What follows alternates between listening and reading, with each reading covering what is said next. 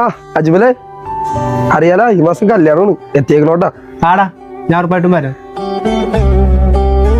നിങ്ങൾ വലിയ കൂട്ടുകാരായിരുന്നല്ലേ? അട്ടവൻ കല്യാണം വിളിച്ചില്ലല്ലോ. വിളിച്ചില്ല. വിളിക്കാണ്ടിരുന്ന എന്താണാവോ?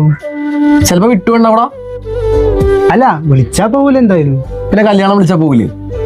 എന്നാലും വിളിക്കാണ്ടിരുന്ന എന്താണാവോ?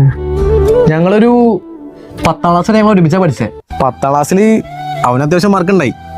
എനിക്ക് കുഴപ്പമുണ്ടായില്ല. അവന് ഗവൺമെന്റ് സ്കൂളിൽ കിട്ടി. ഞാൻ പ്രൈവറ്റ് പഠിച്ചേ. ഞാൻ സയൻസ് ആയിരുന്നു. അവൻ ഹ്യൂമാനിറ്റീസാ പഠിച്ചേ. +2 കഴിഞ്ഞിട്ട് ഞാൻ ഡിഗ്രിക്ക് കയറി. ഞാൻ കയറി അതേ കോളേജിൽ തന്നെ അവനെയും കയറ്റി. അവനെ 2 ദിവസം കൊണ്ട് നിർത്തിപ്പോയേക്കണ്. അതൊക്കെ കഴിഞ്ഞ് അവൻ ബൈക്കൊക്കെ മേടിച്ച്. ഞാനും മേടിച്ച്. അവൻ മേടിച്ചത് ഞാനും അറിഞ്ഞില്ല, ഞാൻ മേടിച്ചത് അവനും അറിഞ്ഞില്ല. പിന്നെ അവൻ ഈ വണ്ടിയൊക്കെ റോട്ടിൽ കൂടെ പോണാണ്. ഇടയ്ക്ക് അവൻ കയ്യൊക്കെ കാണിക്കൂട്ടാ, ഞാനും കാണിക്കും. പിന്നെ അവൻ ഏതൊക്കെ കോഴ്സൊക്കെ പഠിച്ച് ജയിച്ച്. ഞാനെപ്പോഴും വീട് സപ്ലൈ അടിച്ചിരിക്കുന്നേ. ഞാൻ പിന്നെ സപ്ലൈ എടുത്തിട്ട് MBA കയറി. അവൻ പിന്നെ ജോലിയും കാരണമൊക്കെ ആയിട്ടേ പിന്നെ സത്യം പറഞ്ഞാൽ കാണാറേയില്ല. അങ്ങനെ ഞങ്ങൾ കാണാതായി സത്യം പറഞ്ഞാൽ പരസ്പരം മിണ്ടാതെയായി. പിന്നെ അവന് കുറെ പുതിയ കൂട്ടുകാരെ കിട്ടി.